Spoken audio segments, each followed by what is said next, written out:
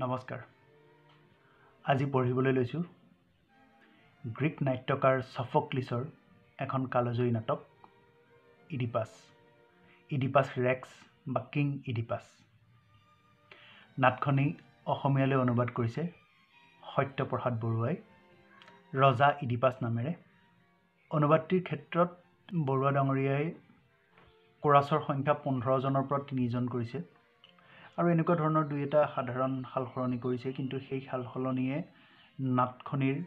মূল নাটখনিৰ ৰস আস্বাদন কৰাত কোনো বাধাৰ সৃষ্টি কৰা নাই। এতিয়া আহক আমি নাটখনি পঢ়োঁ। ৰজা ইডিপাছ। পাত্ৰ পাত্ৰী ৰজা ইডিপাছ আৰু ৰাণী জোকাষ্টা, জিউছ দেৱতাৰ প্ৰধান পুৰোহিত আৰু থিবছৰ শৰণাৰ্থী প্ৰজা, প্ৰধান অমাত্য ক্ৰেয়ন, অন্ধ বৃদ্ধ দৈৱজ্ঞ টাইৰেচিয়াছ, থিবছৰ নাগৰিকসকল প্ৰথম, দ্বিতীয় আৰু তৃতীয় কোৰাছ। এওঁলোক থিবছ চিনেটৰ সভ্য আৰু কৰিন্থৰ দূত, বয়সত ইডিপাছতকৈ ডাঙৰ, বুঢ়া ভেড়াৰখীয়া ৰাজদূত, টাইৰেচিয়াছক লাখুটিত ধৰি লৈ অহা ল'ৰা এটা, ৰজা ইডিপাছৰ দুজনী ছোৱালী এণ্টিগন, ইজমে, স্ফিংক্স আদি। প্ৰস্তাৱনা দৃশ্য। মঞ্চ লাহে লাহে পোহৰ হয়। আৱহ সংগীতত ভয়াৱহ সুৰ। দেখা যায় এটা পাহাৰৰ এঢলীয়া অংশ। কিছুমান মানুহৰ গুণগুণনি, কণ্ঠস্বৰত ভয়ৰ ভাৱ। সন্ধ্যা নামি আহিছে। আকাশত ডাৱৰ। হঠাৎ ভীষণভাৱে মেঘৰ গাজনি আৰু বিজুলীৰ চিকমিকনি। সেই পোহৰত মানুহবোৰক দেখা যায়। সকলোৰে মনত আতংক, ভয় ভাৱ। মানুহবোৰে একেলগে চিঞৰি উঠে, স্ফিংক্স, স্ফিংক্স, স্ফিংক্স। প্ৰথম কোৰাছ। স্ফিংক্স অহাৰ সময়। দ্বিতীয় কোৰাছ। মেঘৰ অদ্ভুত গৰ্জনে ভীষণ আতংকৰ সৃষ্টি কৰিছে। তৃতীয় কোৰাছ। কোনে জানে কাৰ ভাগ্যত আজি কি লিখা আছে। প্ৰথম কোৰাছ। সদায় একেটা প্ৰশ্ন, কোন প্ৰাণীয়ে জীৱনৰ পুৱতি বেলাত খোজ কাঢ়ে 4খন ভৰিৰে। দ্বিতীয় কোৰাছ। জীৱনৰ দুপৰ বেলিকা কোনে খোজ কাঢ়ে 2খন ভৰিৰে। তৃতীয় কোৰাছ। সন্ধিয়া বেলিকা খোজ কাঢ়ে 3খন ভৰিৰে। প্ৰথম, দ্বিতীয় আৰু তৃতীয় কোৰাছ। জীৱনৰ পুৱতি বেলিকা খোজ কাঢ়ে 4খন ভৰিৰে, জীৱনৰ দুপৰ বেলিকা খোজ কাঢ়ে 2খন ভৰিৰে, সন্ধিয়া বেলিকা খোজ কাঢ়ে 3খন ভৰিৰে। কোনে কোনে কোনে? স্ফিংক্সৰ বিকট অট্টহাসি শুনা যায়। পুৰোহিত। আচৰিত প্ৰশ্ন, অবৈধ প্ৰশ্ন, কোনে দিব তাৰ উত্তৰ? প্ৰথম কোৰাছ। স্ফিংক্স আহিব, উত্তৰ সুধিব, উত্তৰ দিব নোৱাৰাজনক হত্যা কৰি খাই থব। দ্বিতীয় কোৰাছ। নিতৌ ঘটিছে, আজিও ঘটিব। তৃতীয় কোৰাছ। লাহে লাহে থিবছবাসী নিঃশেষ হৈ যাব। জাহ যাব স্ফিংক্সৰ গৰ্ভত। প্ৰথম কোৰাছ। থিবছত নাইনে এনে কোনোজন যি উত্তৰ দি ৰক্ষা কৰিব থিবছবাসীক? দ্বিতীয় কোৰাছ। ইমান দিনে পৰা নাই, আজিও নোৱাৰে কোনেও। পুৰোহিত। নিষ্ফল হ'ল আমাৰ পূজা, দেৱতাই সঁহাৰি নিদিলে। প্ৰথম, দ্বিতীয়, তৃতীয় কোৰাছ। পাপ আৰু অভিশাপ, পাপ আৰু অভিশাপ, পাপ আৰু অভিশাপ। পুৰোহিত। কাৰ পাপ, কাৰ অভিশাপ? প্ৰথম কোৰাছ। নিশ্চয় ৰজা লাইউছৰ পাপ। সেয়ে দেৱতাৰ ৰোষত পৰি প্ৰাণ হেৰুৱালে দিন দুপৰতে। দ্বিতীয় কোৰাছ। অজান দুৰ্বৃত্তৰ হাতত প্ৰাণ দিলে থিবছৰ ৰজা লাইউছে। তৃতীয় কোৰাছ। তথাপি নিস্তাৰ নাপালে থিবছবাসীয়ে। লাইউছৰ মৃত্যুৰ পাছতে স্ফিংক্সৰ আবিৰ্ভাৱ আৰু ঘটিল এই অঘটন। পুৰোহিত। থিবছৰ বিধৱা পত্নী জোকাষ্টা অহৰ্নিশে দিছে পূজা এপলো দেৱতাৰ পবিত্ৰ বেদীত। প্ৰথম কোৰাছ। কৰিছে ঘোষণা, যিজনে কৰিব ৰক্ষা থিবছবাসীক স্ফিংক্সৰ গৰাহৰ পৰা, তেওঁকেই স্বামীৰূপে গ্ৰহণ কৰি লাইউছৰ শূন্য সিংহাসন প্ৰদান কৰিব। পুৰোহিত। ভাগ্যহীন থিবছবাসী, নিষ্ফল হ'ল ৰাণীৰ ঘোষণা। ৰাণীৰ ভাতৃ ক্ৰেয়নৰ চেষ্টাও বিফলে গ'ল। প্ৰথম কোৰাছ। ৰ'বা, সৌফালে চোৱা, কোনোবা এজন আহিব ধৰিছে। দ্বিতীয় কোৰাছ। শক্তিবান যুৱক আগন্তুক অচিনাকি আমাৰ। তৃতীয় কোৰাছ। আমাৰ দৰেই দুৰ্ভগীয়া সি, নহ'লে মৃত্যুৰ গৰাহলৈ কোনে এইদৰে আগবাঢ়ি আহে। হাতত লাখুটি লৈ ইডিপাছৰ প্ৰৱেশ। তেওঁক দেখি সকলোৱে একেলগে চিঞৰি উঠে। প্ৰথম দ্বিতীয় তৃতীয় কোৰাছ। কোন কোন তুমি? প্ৰাণৰ বাবে যদি মমতা আছে তুৰন্তে আঁতৰি যোৱা। ইডিপাছ। মই ভাগ্যৰ সন্তান। নাম মোৰ ইডিপাছ। মৃত্যুক বিচাৰি ফুৰিছোঁ। সকলোৱে আচৰিত হয়। প্ৰথম দ্বিতীয় তৃতীয় কোৰাছ। Oedipus Oedipus. এৰা, মই ইডিপাছ। বহুদূৰ বাট কৰি বাই আহি পালোঁ কৰিন্থৰ পৰা। তোমালোকৰ মুখত দেখোঁ কিয় সন্ত্ৰাসৰ ভাৱ? কিহৰ ভয়ত থিবছবাসী জৰ্জৰিত হ'ল? প্ৰথম দ্বিতীয় তৃতীয় কোৰাছ। স্ফিংছ। ইডিপাছ। স্ফিংছ? কোন স্ফিংছ? পুৰোহিত। দৈত্যৰাজ স্ফিংছ। কাল ৰাহু থিবছবাসীসকলৰ। ক'ত থাকে একোকে নাজানো। প্ৰতিদিনে আহে আকাশৰ বুকু ফালি জুইৰ শিখাৰ দৰে। মুখখন তিৰোতাৰ, গাটো সিংহৰ, ডেউকা দুখন ঈগল চৰাইৰ, নেজডাল বিষাক্ত সাপৰ দৰে দীঘল, ক'লা, অদ্ভুত, নিষ্ঠুৰ আৰু ভয়ংকৰ। প্ৰথম কোৰাছ। প্ৰশ্ন কৰে। উত্তৰ দিব নোৱাৰি থিবছবাসীৰ একোজন জাহ যায় তাৰ গৰ্ভত। ইডিপাছ। প্ৰশ্ন? কি প্ৰশ্ন? পুৰোহিত। সাঁথৰৰ মেৰপাক, সাঁথৰৰ মায়াজাল, কোনেও নাজানো আমি তাৰ উত্তৰ কি। দ্বিতীয় কোৰাছ। উত্তৰ নাজানো আমি মৃত্যু বিভীষিকা কঢ়িয়াই অনা সেই সাঁথৰৰ। স্ফিংছ আহে আকাশৰ বুকু ফালি, প্ৰশ্ন কৰে থিবছবাসীক। এনেতে জোৰেৰে বিজুলী ঢেৰেকনি হয়। প্ৰথম দ্বিতীয় তৃতীয় কোৰাছ। সৌৱা সৌৱা, স্ফিংছ আহিব ধৰিছে। ইডিপাছ। ভয় নকৰিবা। মই ইডিপাছ আজি মুখামুখি হ'ম স্ফিংছ দৈত্যৰ। বিকট হাঁহিৰে স্ফিংছৰ আৱিৰ্ভাৱ হয়।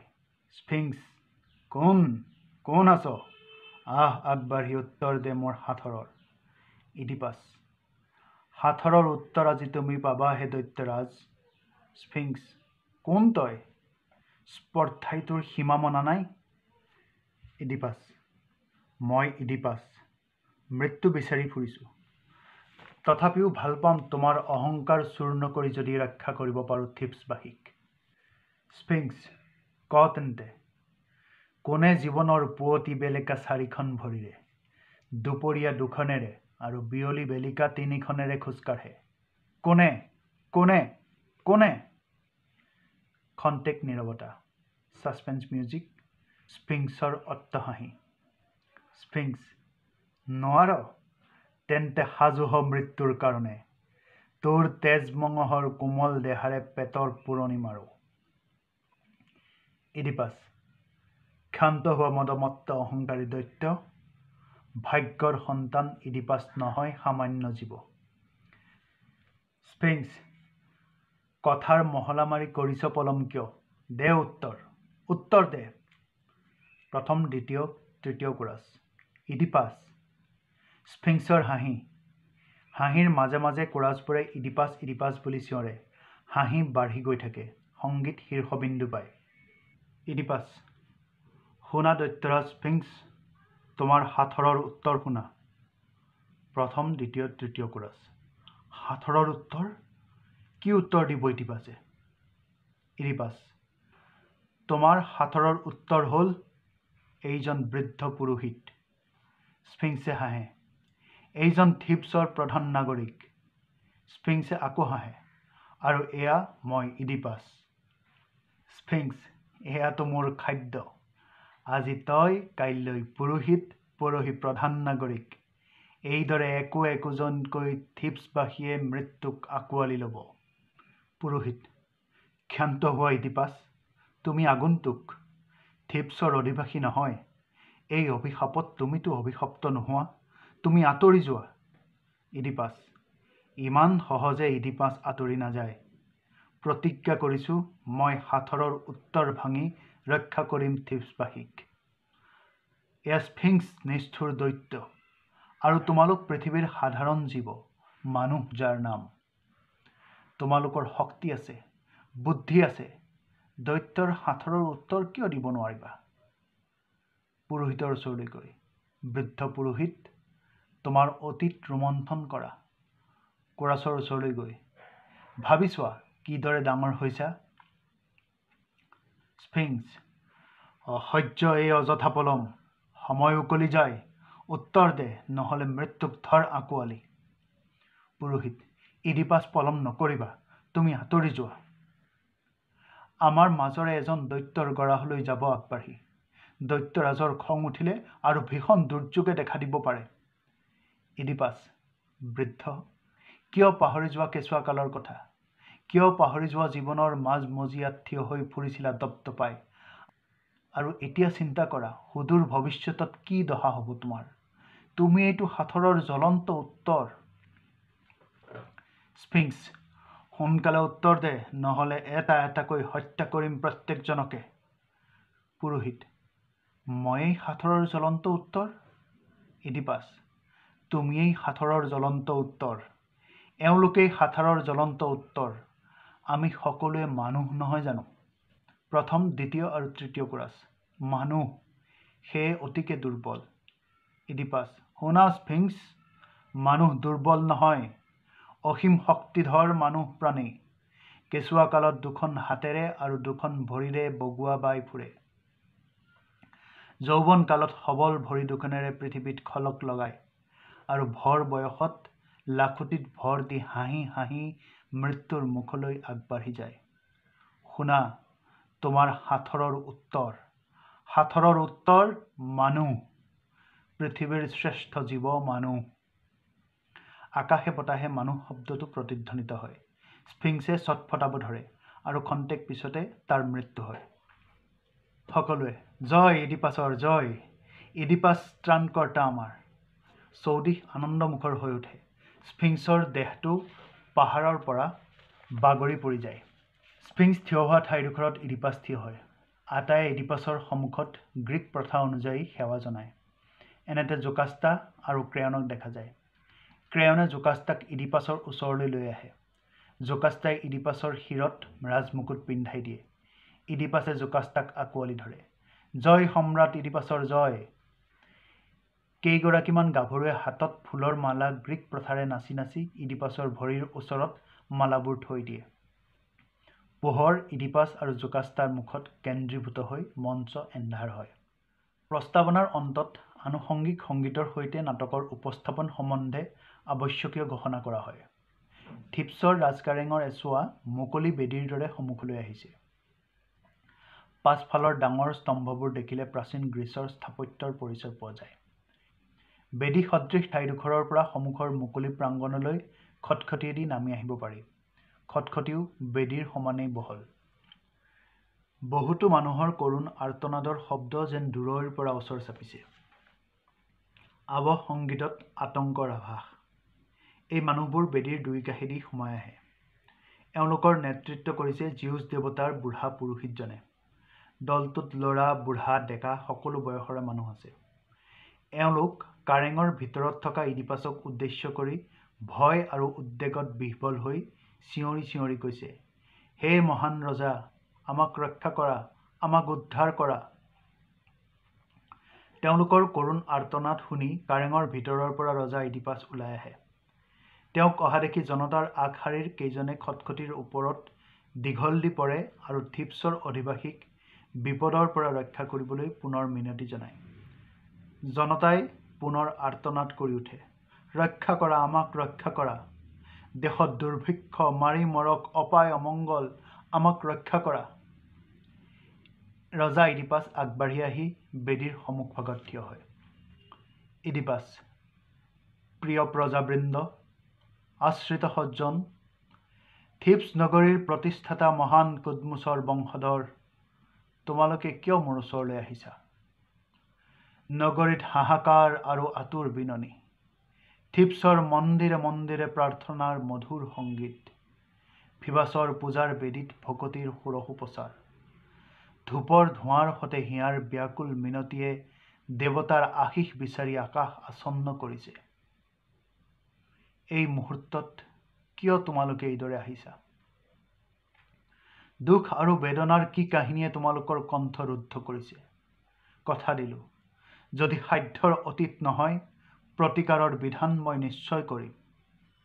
পুৰোহিত, দেশৰ অধিপতি, হে মহান ৰজা, আজি দুৰ্ভাগ্য আৰু দুৰ্যোগ পীড়িত থিপছৰ প্ৰজা। প্ৰথম কোৰাছ, সাগৰ সংকাশ মৃত্যু বিভীষিকা।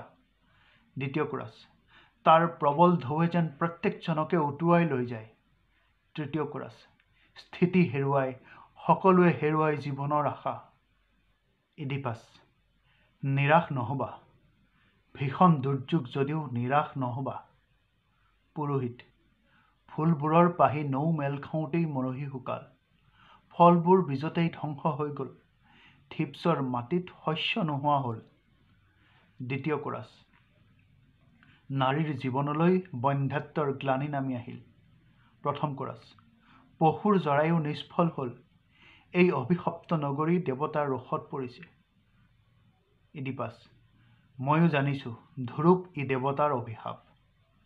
তৃতীয় কোৰাছ, দুৰ্ভিক্ষ, মৰক আৰু যমৰ যন্ত্ৰণা, চৌদিশে কান্দোনৰ ৰোল, কদমোজৰ বংশৰ হয়তোবা আজি বিলুপ্তি সাধন হ'ব। ইডিপাছ, মইতো দেৱতা নহওঁ, তোমালোকৰ দৰেই ময়ো মানুহ। দ্বিতীয় কোৰাছ, আমি জানো আপুনি দেৱতা নহয়, আমাৰ দৰেই তেজ মঙহৰে গঢ়া মানুহ, কিন্তু মানুহ যদিও বা শক্তি আৰু প্ৰতিভাত আপুনি তুলনাবিহীন। দেৱতাৰ আশীষ লভি শ্ৰেষ্ঠত্বৰ হ'ল অধিকাৰী। আপুনি এদিন একমাত্ৰ নিজৰেই বুদ্ধিৰ বলত স্ফিংছৰ সাঁথৰৰ মায়াজাল ছিঙি মৰণৰ মুখৰ পৰা অভিশপ্ত থিপছবাসীক ৰক্ষা কৰিছিল। সেইকাৰণে আজিও আমি আপোনাৰ ওচৰলৈ আহিছোঁ। পুৰোহিত, আপুনি আমাৰ ত্ৰাণকৰ্তা, আপুনি দেশৰ ৰজা, আপুনি আমাৰ সৌভাগ্য নিয়ন্তা। প্ৰাৰ্থনা কৰিছোঁ কিবা যদি জানে প্ৰতিকাৰ কৰি আমাক উদ্ধাৰ কৰক। ইডিপাছ, নেভাবিবা তোমালোকৰ কাতৰ আহ্বান শুনি মই এতিয়াহে সুখনিদ্ৰাৰ পৰা সাৰ পাইছোঁ। তোমালোক অহাৰ আগৰে পৰা মই তোমালোকৰ কথা ভাবিছোঁ আৰু দুশ্চিন্তাত জৰ্জৰিত হৈছোঁ, উদ্ধাৰৰ উপায় বিচাৰিছোঁ। বহুতো গুণাগথা কৰি এটা মাত্ৰ পথ দেখা পাই সেইমতে ততালিকে ব্যৱস্থা লৈছোঁ। কি কথাৰে আৰু কি কামেৰে মই থিপছক ৰক্ষা কৰিব পাৰিম তাৰে প্ৰত্যাদেশ বিচাৰি মই মোৰ ৰাণীৰ সহোদৰ মনুইচিউছৰ পুত্ৰ ক্ৰেয়নক ডেলফিৰ ভিভাছ দেৱতাৰ মন্দিৰলৈ পঠিয়াইছোঁ। পুৰোহিত, সাধুবচন, সময়োচিত উক্তি। হেৰা, উপযুক্ত সময়, শুভক্ষণ, ক্ৰেয়ন আহিব ধৰিছে। ইডিপাছ, মই ইয়াৰে পৰা দেখিছোঁ ক্ৰেয়নৰ চকুজুৰি আনন্দত উজ্জ্বল হৈছে। ৰজাৰো ৰজা হে আপলো দেৱতা, ক্ৰেয়নে আমাৰ সৌভাগ্যৰ বাতৰি আৰু মুক্তিৰ উপায় যেন দিয়েহি। পুৰোহিত, ক্ৰেয়নে নিশ্চয় শুভ বাতৰিকে আনিছে, নহ'লে বিজয়ৰ প্ৰতীকমালা তেওঁ নিপিন্ধিলেহেঁতেন। ইডিপাছ, ভাবি লাভ কি, তেওঁৰ মুখৰ পৰাই সকলো শুনিম। ডাঙৰকৈ, ক্ৰেয়ন, সোনকালে আহা, দেৱতাৰ কি প্ৰত্যাদেশ আমাক কোৱাহি। ক্ৰেয়ন সোমাই আহে। ক্ৰেয়ন, শুভ প্ৰত্যাদেশ। ইডিপাছ, কি ক'লে দেৱতাই? ক্ৰেয়ন, ইয়াতেই। এতিয়াই এওঁলোকৰ আগতে ক'ম নে ভিতৰলৈ যাবা? ইডিপাছ, ইয়াতেই কোৱা, সকলোৱে শুনক। নিজৰ কথা মই ভবা নাই, এওঁলোকৰ কষ্টৰ কাৰণেহে মই চিন্তিত হৈছোঁ। ইয়াতেই কোৱা। ক্ৰেয়ন, ক্ৰেয়নে মালা বেদীত থয়। তেন্তে সকলোৱে শুনা ভিভাছৰ বাণী। ৰজাৰো ৰজা যিজন তেওঁৰ প্ৰত্যাদেশ শুনা। দেৱতাই ক'লে, থিপছত হেনো এনে এজন আছে যাৰ কদৰ্য কলংকই এই নগৰীক অভিশপ্ত কৰিছে। সময় থাকোঁতে আমি তাৰ সমূলে নিৰ্মূল কৰিব লাগিব। ইডিপাছ, কিদৰে অভিশাপ লাগিলে, কেনেকৈ তাৰ প্ৰতিকাৰ কৰিম? ক্ৰেয়ন, প্ৰতিকাৰ হ'ল নিৰ্বাসন নাইবা মৃত্যুৰ বিধান। তেজৰ বিনিময়ত তেজ, নৰহত্যাই এই দুৰ্যোগ আনিছে। ইডিপাছ, তেজৰ বিনিময়ত তেজ, নৰহত্যা এই বিভীষিকাৰ কাৰণ, কিন্তু কোন নিহত হ'ল? ক্ৰেয়ন, তোমাৰ আগতে নৃপতি লায়ুছে এই ৰাজ্য শাসন কৰিছিল। ইডিপাছ, শুনিছোঁ, কিন্তু মই তেওঁক দেখা নাই। ক্ৰেয়ন, তেওঁকেই কোনোবাই হত্যা কৰিছিল। দেৱতাই নিৰ্দেশ দিছে, এই হত্যাৰ প্ৰতিশোধ আমি ল'ব লাগে। ইডিপাছ, কোন হত্যাকাৰী? দূৰ অতীতৰ আজি পাত লুটিয়াই কোনে মোক দিবহি সন্ধান? ক্ৰেয়ন, দেৱতাই ক'লে থিবছতে হেনো সেই হত্যাকাৰী আছে, বিচাৰিলে ধৰিব পাৰিম। ইডিপাছ, ৰজা লায়ুছক ক'ত হত্যা কৰিছিল? থিবছতে নে থিবছৰ দাঁতি কাষৰত, নাইবা কোনো দূৰ বিদেশত? ক্ৰেয়ন, থিবছত নহয়, থিবছৰ বাহিৰত। সুদূৰ দেশলৈ তেওঁ যাত্ৰা কৰিছিল। সেই যাত্ৰা অসাৰ্থক হ'ল, তেওঁ আৰু উভতি নাহিল। ইডিপাছ, কোনো সহযাত্ৰীও নাহিল উলটি? ক্ৰেয়ন, এজনৰ বাহিৰে সকলো নিহত হ'ল, আৰু এইজনেই মাথো উলটি আহিল। ইডিপাছ, কি ক'লেহি সেই অনুচৰে? ক্ৰেয়ন, প্ৰাণৰ ভয়ত আতুৰ সি, কণ্ঠৰুদ্ধ তাৰ, সি মাথো এটি কথা ক'লে। ইডিপাছ, মাথো এটি কথা? বেছ, কোৱা কি ক'লে সি? এই এটি কথাৰ পম খেদি হয়তো মই বহুতো কথাকে জানিব পাৰিম। ক্ৰেয়ন, সি ক'লে এজনে নহয়, এদল ডকাইতে হেনো ৰজা লায়ুছক হত্যা কৰিলে। ইডিপাছ, ইয়াৰে কোনোবাই ষড়যন্ত্ৰ কৰি ধনৰ লোভ দেখুৱাই ডকাইতবোৰক চাগৈ উচটনি দিলে, নহ'লে এনে কাম কৰিবলৈ কোনে সাহ কৰে? ক্ৰেয়ন, আমাৰো তেনে সন্দেহ হৈছিল, কিন্তু তেতিয়া আমাৰ দেশত লায়ুছৰ মৃত্যুতকৈও ডাঙৰ বিপদ। স্ফিংছৰ গীতৰ সাঁথৰে দিনে দিনে ৰহস্যৰ জাল মেলি দিছিল। চৌদিশে হাহাকাৰ ধ্বনি উঠিছিল। নজনাৰ সম্ভেদ ল'বলৈ সেয়ে কাৰো সময়ে নহ'ল। আমি হত্যাকাৰীক বিচাৰি উলিয়াব নোৱাৰিলোঁ। ইডিপাছ, অতীতে আৱৰি ৰখা কলংকৰ উহ মই বিচাৰি উলিয়াম। দেৱতা ফিবাছ আৰু তোমালোকে মোক মৃত ৰজাৰ কথা সোঁৱৰাই দি ভাল কৰিলা। মোৰ কৰ্তব্য মই স্থিৰ কৰি ল'লোঁ। হত্যাকাৰীক মই উচ্ছেদ কৰিম। ৰাজ হত্যাৰ মই প্ৰতিশোধ ল'ম। ৰাজ কাৰেঙৰ ভিতৰলৈ যায়। পুৰোহিত, ৰজাই প্ৰতিশ্ৰুতি দিছে, আমাৰ দুখত সঁহাৰি দিছে, আমাৰ প্ৰাৰ্থনা পূৰণ কৰিছে। যি দেৱতা ফিবাছে কৰ্তব্যৰ নিৰ্দেশ দিছে, সেই দেৱতাই যেন আমাক আশীৰ্বাদ দিয়ে, দুৰ্যোগ দূৰ কৰিবলৈ যেন আমাক শক্তি যোগায়।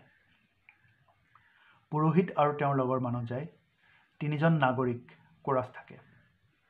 প্ৰথম কোৰাছ, দৈৱবাণীয়ে কি কৰ্তব্যৰ নিৰ্দেশ দিছে মই বুজিব পৰা নাই। উদ্বেগ পীড়িত অন্তৰ ভয়তে কঁপি উঠিছে। কোনে জানে কি মহৎ ত্যাগেৰে আমি অতীতৰ কি ঋণ পৰিশোধ কৰিব লাগিব। দ্বিতীয় কোৰাছ, দেৱতাসকলে যেন আমাক ৰক্ষা কৰে। সোণালী আশাৰ প্ৰতীক জিউছ দেৱতাৰ সন্তানে যেন আমাক ৰক্ষা কৰে। আমাক যেন ৰক্ষা কৰে মৃত্যুহীন এথেনিয়ে, দেৱী আৰ্তেমিছে, আৰু যেন ৰক্ষা কৰে ধনধাৰী এপোলো দেৱতাই। মহান শক্তিৰ অধিকাৰী এই তিনিওজনে যেন আমাক মৃত্যুৰ মুখৰ পৰা ৰক্ষা কৰে। তৃতীয় কোৰাছ, আমি নিৰুপায়। মৰিবলৈ ওলোৱা মানুহৰ কষ্ট দেখিছোঁ, কৰুণ কান্দোন শুনিছোঁ, কিন্তু একো কৰিব পৰা নাই। দেশৰ মাটিৰ উৰ্বৰা শক্তি লোপ পাইছে। সন্তান সম্ভৱা নাৰীয়ে সন্তানৰ মুখ দেখি শান্তি লভিব পৰা নাই। মৰণৰ দিন গণিছে। চকুৰ আগত আজি এখন মহানগৰী ধ্বংস হৈ যায়। প্ৰথম কোৰাছ, আলিবাটপুৰত স্তূপীকৃত মাৰাশ। দ্বিতীয় কোৰাছ, অন্তহীন দুৰ্যোগ দুৰ্গতিয়ে তাৰ অগ্নিজিভা মেলি আমাক গ্ৰাস কৰিবলৈ খেদি আহিছে। তৃতীয় কোৰাছ, দেৱতা জিউছৰ সেই সোণবৰণীয়া কন্যা, তোমাৰ কোমল হাতৰ পৰশ বোলাই অশান্তি পীড়িত থিবছলৈ শান্তি নমাই আনা। দেৱী, তুমি কৃপা কৰা। প্ৰথম কোৰাছ, যি নিষ্ঠুৰ ৰণদেৱতাই থিবছৰ ঘৰে ঘৰে অশান্তিৰ জুই জ্বলাই দিছে, সেই দেৱতাক সাগৰৰ অতল তলিত পেলাই দিয়া। দ্বিতীয় কোৰাছ, বজ্ৰপাণি জিউছ, তোমাৰ বজ্ৰৰে দুৰ্যোগ দৈত্যক নিধন কৰা। তৃতীয় কোৰাছ, লিচিয়ানৰ ৰজা হে মহান এপোলো, তোমাৰ সোণালী ধনুৰ চোকা কাঁড়েৰে তাক ধ্বংস কৰি দিয়া। সোণৰ মুকুটধাৰী বিজয় প্ৰতীক দীপ্তিমান দেৱতা বেক্কাছ, তোমাৰ দীপ্তি শিখাৰে ভস্মীভূত কৰি দিয়া স্বৰ্গচ্যুত এইজন নিষ্ঠুৰ দেৱতাক। ইডিপাছ, শুনা, সকলোৱে শুনা মোৰ ঘোষণা, তোমালোকৰ ৰজাৰ ঘোষণা। কোনোবাই যদি জানা লাব্দাকাছৰ পুত্ৰ লায়ুছৰ কোন হত্যাকাৰী, তেন্তে সংকোচ নকৰি প্ৰকাশ কৰি দিয়া।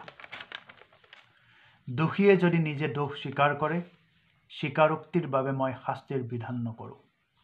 অপৰাধীক নিৰ্বিঘ্নে দেশৰ পৰা ওলাই যাবলৈ অনুমতি দিম। যদি নিজে হত্যা কৰা নাই কিন্তু জানা হত্যাকাৰী কোন, হওক নাগৰিক হওক বিদেশী, তাৰ নাম প্ৰকাশ কৰি দিয়া। পুৰস্কাৰ পাবা আৰু পাবা সমূহ প্ৰজাৰ কৃতজ্ঞতা।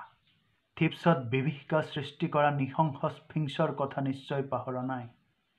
সেই ভয়ংকৰ জীৱ স্ফিংছ, যাৰ মূৰটো তিৰোতা মানুহৰ, গাটো সিংহৰ, ডেউকা ঈগল চৰাইৰ, নেজত সাপৰ বিষ।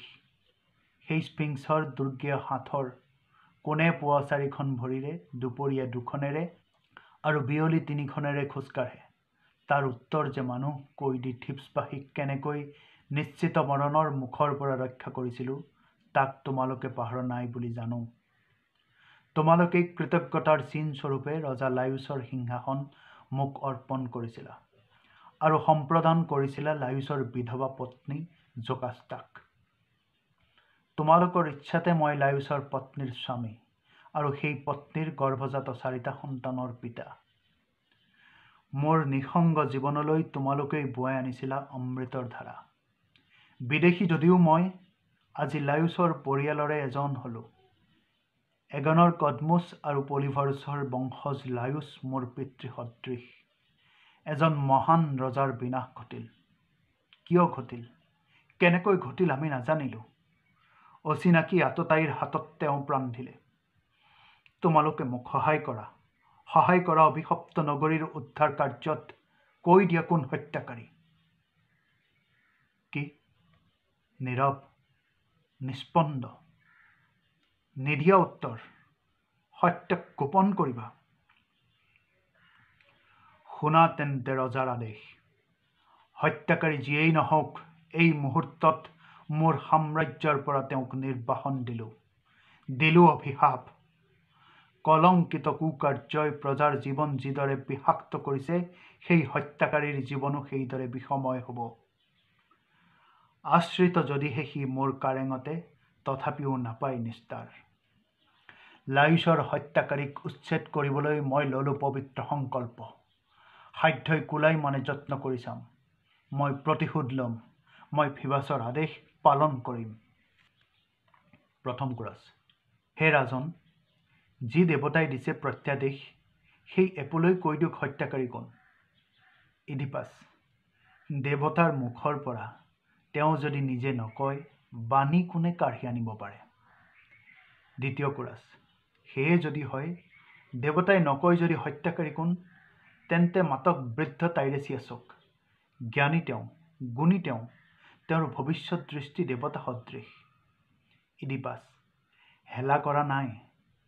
ক্ৰেয়নৰ পৰামৰ্শ মতে টাইৰেছিয়াছক মাতিবলৈ মানুহ মই পঠিয়াইছোঁ, কিন্তু নাজানো এতিয়াও তেওঁ কিয় আহি পোৱা নাই। তৃতীয় কোৰাছ। আৰু এটা কথা, বাৰু থওক। ইডিপাছ। কিনো কথা, কোৱাত অপৰাই, নাথাকা নিমাতে। তৃতীয় কোৰাছ। একো নহয়, মানুহৰ মুখে মুখে বাগৰি অহা অৰ্থহীন কথা। ইডিপাছ। মোৰ বাবে অৰ্থহীন একোৱেই নহয়। তৃতীয় কোৰাছ। মানুহে কয়, ৰজা লায়ুছৰ হেনো কোনোবা যাত্ৰীৰ হাততহে মৃত্যু হৈছিল। ইডিপাছ। ময়ো শুনিছোঁ সেই কথা, কিন্তু যিজনে সকলো দেখিছে তেওঁক যে বিচাৰি নাপাওঁ। প্ৰথম কোৰাছ। ভীষণ শাস্তিৰ কথা শুনি ভয় খাই সি যদি ওচৰ নাচাপে, সি যদি পলাই যায়। দ্বিতীয় কোৰাছ। সি যে আহিবই লাগিব। ইডিপাছ। যাৰ পক্ষে এনে নৃশংসতা সম্ভৱ হ'ল, মুখৰ কথাই তাক ভয় নোখোৱায়। কোৰাছ। চাওক, সৌ আহিছে তেওঁ, যিজনে কৈ দিব পাৰে হত্যাকাৰী কোন। দ্বিতীয় কোৰাছ। ভৱিষ্যত দ্ৰষ্টা টাইৰেছিয়াছ, যাৰ হৃদয় পটত সত্য প্ৰতিভাত হয়। সৰু ল'ৰা এটাই অন্ধ টাইৰেছিয়াছক তেওঁৰ হাতৰ লাকুটিত ধৰি বাট দেখুৱাই লৈ আহে। ইডিপাছ। টাইৰেছিয়াছ, স্বৰ্গ আৰু মৰ্ত্যৰ সকলো কথা তুমি জানা। সকলো গুপ্ত ৰহস্যৰ সম্ভেদ তুমি পোৱা। যদিও চকুৰে নেদেখা, দেশৰ দুৰ্গতিৰ কথা নিশ্চয় শুনিছা। সৰ্বদ্ৰষ্টা টাইৰেছিয়াছ, আজি তোমাৰ ওপৰতে আমি নিৰ্ভৰ কৰিছোঁ। তোমাৰ মুখলৈকে আমি চাই আছোঁ। আমাক তুমি সহায় কৰা। ফিবাছৰ প্ৰত্যাদেশৰ কথা তুমি নিশ্চয় শুনিছা। ৰজা লায়ুছৰ হত্যাকাৰীক যদি নিৰ্বাসন দিব পাৰোঁ, নাইবা তাৰ বুকুৰ ৰক্তেৰে তীব্ৰ প্ৰতিশোধ ল'ব পাৰোঁ, তেতিয়াহে এই দুৰ্যোগৰ অৱসান হ'ব। তোমাৰ সৰ্বশক্তি প্ৰয়োগ কৰি কৈ দিয়া, কোন হত্যাকাৰী? কদৰ্য কলংক আঁতৰাই থিপছক উদ্ধাৰ কৰোঁ। তুমি সহায় কৰা। টাইৰেছিয়াছ, মোৰেই দুৰ্ভাগ্য। জ্ঞানী হৈ লাভ কি? জ্ঞানে মাথো মেলি দিয়ে দুখৰ দুৱাৰ। সকলো কথা জানিছিলোঁ, তথাপিও কিয় যে আহিলোঁ? আহি মই ভাল কৰা নাই। ইডিপাছ, কি দুখ তোমাৰ? টাইৰেছিয়াছ, মোক বিদায় দিয়া, মই উভতি যাওঁ। তোমাৰ হিয়াৰ বোজা পাতলক, ময়ো শান্তি পাওঁ। ইডিপাছ, তুমি আমাৰ অনুৰোধ ৰক্ষা নকৰা? থিপছৰ প্ৰতি তোমাৰ মৰম নাই? তোমাৰ কোনো কৰ্তব্য নাই? মাতৃভূমি থিপছৰ প্ৰতি অকৃতজ্ঞ হবা? টাইৰেছিয়াছ, তোমাৰ কথাই তোমাৰ এই বিপদৰ সংকেত দিছে। সেইবাবে এই ঠাইত থাকিবলৈ মোৰ অভিলাষ নাই। টাইৰেছিয়াছ যাবলৈ আগবাঢ়ে। ইডিপাছ, নেযাবা। থিপছবাসীৰ কাতৰ মিনতি, যদি কিবা জানা কৈ যোৱা। টাইৰেছিয়াছ, তুমি যদি নাজানা একোকে, তেন্তে জানিবলৈ ইচ্ছা নকৰিবা। ইডিপাছ, তুমি জানা, কিন্তু নোকোৱা। আমাক বঞ্চনা কৰিবা। থিপছৰ ধ্বংস হৈ যাওক, তাকে তুমি কামনা কৰিছা। টাইৰেছিয়াছ, মই তোমাৰ আৰু মোৰ বিপদ মাতি আনিব নোখোজো। মই কোনো প্ৰশ্নৰ উত্তৰ নিদিওঁ। ইডিপাছ, উত্তৰ নিদিয়া? হৃদয়হীন পাষণ্ড! টাইৰেছিয়াছ, মোক হৃদয়হীন পাষণ্ড বুলিছা, কিন্তু তুমি নিজে কি? ইডিপাছ, মোৰ ধৈৰ্যচ্যুতি ঘটিবৰ নাই নে কাৰণ? থিপছ আৰু থিপছবাসীৰ এনে অপমান কোনে সহ্য কৰিব পাৰে? টাইৰেছিয়াছ, মৌনতাৰে সত্যক মই আৱৰি ৰাখিলেও এদিন সকলো কথা ওলাই পৰিব। ভৱিতব্যক কোনে খণ্ডন কৰিব পাৰে? এনে সাধ্য কাৰ? ইডিপাছ, সেইকাৰণে ভৱিষ্যতে কি ঘটিব সেই বিষয়ে মোক, তোমালোকৰ ৰজাক জনোৱা উচিত। টাইৰেছিয়াছ, আৰু মই একোকে নকওঁ। তোমাৰ খং উঠিলেও মোৰ মুখৰ পৰা এটা কথাও নোলায়। ইডিপাছ, কিয় নোলায় মই জানো। তুমিয়েই ষড়যন্ত্ৰকাৰী। অন্ধ যদি নহলাহেঁতেন, তোমাকেই অভিযুক্ত কৰিলোহেঁতেন হত্যাকাৰী বুলি। টাইৰেছিয়াছ, কোন? মই হত্যাকাৰী? হত্যাকাৰী মই? ইডিপাছ, যদি নহয়, তেন্তে সত্য কিয় গোপন কৰিছা? টাইৰেছিয়াছ, শুনা, কাণ পাতি শুনা, কওঁ সত্য কথা। অপৰাধী তুমি, কলংকিত তুমি। তোমাৰ এই কুকাৰ্যই কলংকিত কৰিছে থিপছক। ইডিপাছ, স্তব্ধ হোৱা। সাহসে তোমাৰ সীমা লংঘি যায়। কোনে তোমাক এনে অসম্ভৱহীন বাক্য উচ্চাৰণ কৰিবলৈ উচতাই দিলে? ক'ৰ পৰা পালা তুমি এনে দুঃসাহস? টাইৰেছিয়াছ, সত্যই সাৰথি মোৰ, সত্যই সাহস। ইডিপাছ, সত্যৰ গৌৰৱ কৰিছা? কোনে তোমাক দিলে এই সত্যৰ সন্ধান? তোমাৰ জ্যোতিষে? টাইৰেছিয়াছ, তুমি দিছা। মই ক'ব খোজা নাছিলোঁ, তুমিয়েই মোক উন্মত্ত কৰি তুলিলা। ইডিপাছ, কি কৈছিলা? আকৌ এবাৰ কোৱা, স্পষ্টভাৱে মই জানিব খোজোঁ। টাইৰেছিয়াছ, আৰু বেছি ক'বলৈ মোক উচতাই নিদিবা। ইডিপাছ, মই শুনিব খোজোঁ, আকৌ কোৱা। টাইৰেছিয়াছ, তুমি যাক বিচাৰি ফুৰিছা সেইজন তুমিয়েই, আন কোনো নহয়। ইডিপাছ, আকৌ সেই মিছাহীন অপবাদ। ইয়াৰ বাবে তুমি অনুতাপ কৰিব লাগিব। টাইৰেছিয়াছ, আৰু অলপ ব্যক্ত কৰি তোমাৰ ৰোষাগ্নি দুগুণে জ্বলাম। ইডিপাছ, ইচ্ছামতে কৈ যোৱা, মই সকলো শুনিম। টাইৰেছিয়াছ, যিজন তোমাৰ অতিকে আপোন, তেওঁৰে লগত তুমি কলংকময় কদৰ্য জীৱন যাপন কৰিছা। ইডিপাছ, কি আচৰিত! শাস্তি ভয় নাইনে তোমাৰ? টাইৰেছিয়াছ, সত্যই শক্তি মোৰ, সত্যই কৰিছে মোক বিপদবিহীন, মোৰ কোনো ভয় নাই। ইডিপাছ, সত্যই শক্তি যোগায় সকলো প্ৰাণীকে, সেই কথা মানো, কিন্তু সেই শক্তি তোমাৰ নাই। অন্ধ, হৃদয়হীন তুমি, তোমাৰ কথাত এধানি মানো সত্য নাই। টাইৰেছিয়াছ, অন্ধ বুলি মোক যদি মস্কৰা কৰিছা, খন্তেক অপেক্ষা কৰা, সময় আহিব, সকলো প্ৰজাই তোমাকো বিদ্ৰূপ কৰিব। ইডিপাছ, অনন্ত নিশাত তুমি মিহমান, পোহৰ সহায় যাৰ, তাক তুমি আঘাত কৰিবা, ই যে তোমাৰ ধৃষ্টতা মাথোন। টাইৰেছিয়াছ, মই আঘাত নকৰোঁ, তোমাৰ পতন মোৰ দ্বাৰা নহয়, মহান এপলই ইয়াৰ বিধান কৰিব। ইডিপাছ, কাৰ এই ষড়যন্ত্ৰ? কোন দায়ী, তুমি নে ক্ৰেয়ন? টাইৰেছিয়াছ, কোন ক্ৰেয়ন? কি কৰিব পাৰে ক্ৰেয়নে? কি কৰিব পাৰোঁ মই?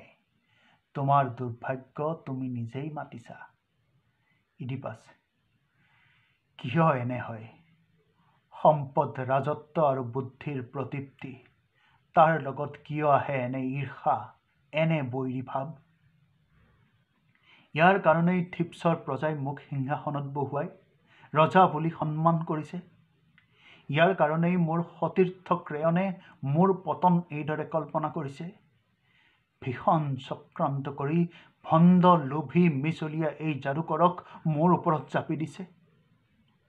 শুনা টাইৰেছিয়াছ, তুমি হেনো ভৱিষ্যতৰ কথা ক'ব পাৰা, তাৰ প্ৰমাণ মোক লাগে। কোৱা, ভৱিষ্যতৰ অলেখ লেখ ক'ত, কেনেকৈ তুমি চাই উলিয়াইছা?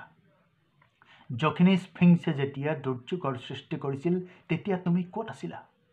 সাঁথৰৰ উত্তৰ দি থিবছবাসীক সেইদিনা কিয় ৰক্ষা কৰা নাছিলা? তোমাৰ যাদুকৰী বিদ্যাত কিয় সাঁথৰৰ উত্তৰ বিচাৰি নাপালা? তুমি যে একোকে নাজানা সেই কথা সেইদিনাই প্ৰমাণিত হ'ল। কিন্তু এই মূৰ্খ ইডিপাছে আহি সাঁথৰৰ উত্তৰ দিছিল, যখিনীৰ ভয় লগা গীত বন্ধ কৰি থিবছবাসীক ৰক্ষা কৰিছিল। ৰক্ষা কৰিছিল মন্ত্ৰৰ বলেৰে নহয়, বুদ্ধিৰ বলেৰে। আৰু আজি সেই ইডিপাছকে তুমি ক্ৰেয়নেৰে লগ লাগি সিংহাসনচ্যুত কৰিবলৈ চক্ৰান্ত কৰিছা। তুমি বৃদ্ধ, তুমি অন্ধ, নহ'লে বুজিলাহেঁতেন ৰাজৰোষ কি ভয়ংকৰ, ঔদ্ধত্যৰ পৰিণাম কি। টাইৰেছিয়াছ, তুমি ৰজা, থিবছৰ তুমি অধীশ্বৰ, তথাপিও মোৰ মত ব্যক্ত কৰিবৰ মোৰো আছে সমান অধিকাৰ।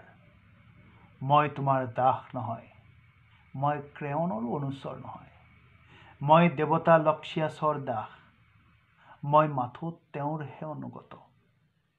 মোক তুমি অন্ধ বুলি তিৰস্কাৰ কৰিছা। মোৰ চকু নাই, মই নেদেখোঁ, কিন্তু চকু থাকিও তুমি অন্ধ। কি যে ভীষণ পংকিলতাই তোমাক আৱৰি ৰাখিছে, তাক তুমি দেখা নাই। যিদিনা দেখিবা, সেইদিনা মৃত্যুৰ সংকেত আহিব।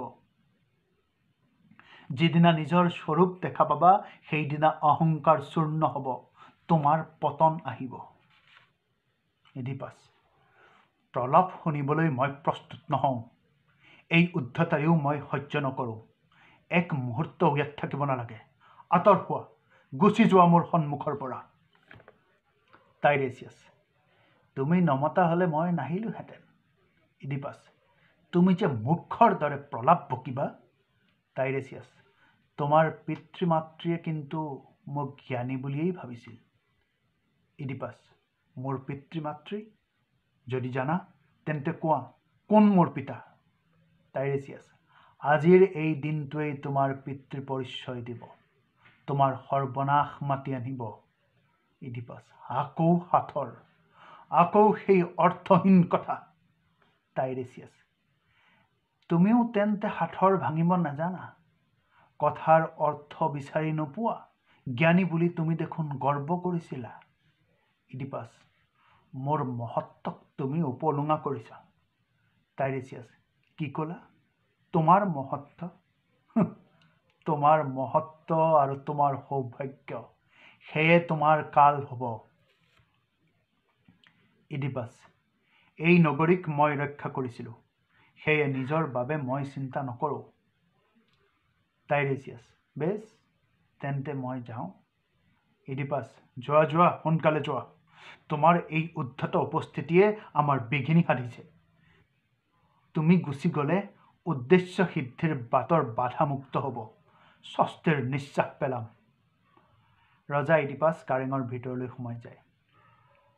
টাইৰেছিয়াছ, মই যাম, কিন্তু যোৱাৰ আগতে কৈ যাওঁ শুনা, আৰু নকমেই বা কিয়? তোমাৰ শাস্তিক মই ভয় নকৰোঁ।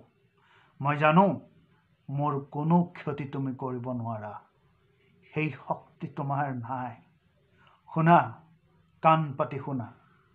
যি লায়ুছৰ হত্যাকাৰীক তুমি তোমাৰ ভয়ংকৰ ঘোষণাৰে বিচাৰি ফুৰিছা, সেই হত্যাকাৰী ইয়াতেই আছে। থিপছৰে সন্তান সি, বিদেশী নহয়। তাৰ প্ৰকৃত পৰিচয় সকলোৱে পাব। চকু আছিল, অন্ধ হ'ব। দুখ শোক নিৰানন্দত কাটিব জীৱন। সম্পদ বিভৱ তাৰ যদিও বা আছিল, হাতত লাখুটি লোৱা মগনীয়াৰ দৰে খেপিয়াই খেপিয়াই বাট কৰি যাব। ভাতৃ সি নিজৰে পুত্ৰৰ, পতি সি নিজৰে মাতৃৰ, সিয়েই হত্যাকাৰী, সিয়েই হত্যাকাৰী, সিয়েই হত্যাকাৰী। কৈ কৈ টাইৰেছিয়াছ গুচি যায়। লগে লগে কোৰাছৰ বাহিৰে আন সকলোবোৰ ওলাই যায়। টাইৰেছিয়াছ ওলাই যোৱাৰ লগে লগে মঞ্চ এন্ধাৰ হৈ যায়। এন্ধাৰত টাইৰেছিয়াছৰ শেষৰ কথাখিনি, ভাতৃ সি নিজৰে পুত্ৰৰ, পতি সি নিজৰে মাতৃৰ, সিয়েই হত্যাকাৰী, সিয়েই হত্যাকাৰী, প্ৰতিধ্বনিত হৈ খন্তেকৰ বাবে এটা ভয় লগা পৰিস্থিতিৰ সৃষ্টি কৰে। এন্ধাৰৰ মাজতে মানুহবোৰ গুচি যায়। আকৌ পোহৰ হ'লত কোৰাছ তিনিজনৰ বাহিৰে আন কাকো মঞ্চত দেখা নাযায়। নাটকখনৰ আজিলৈ ইমানেই। পুনৰ লগ পাম নাটকখনৰ পিছৰ খণ্ডত।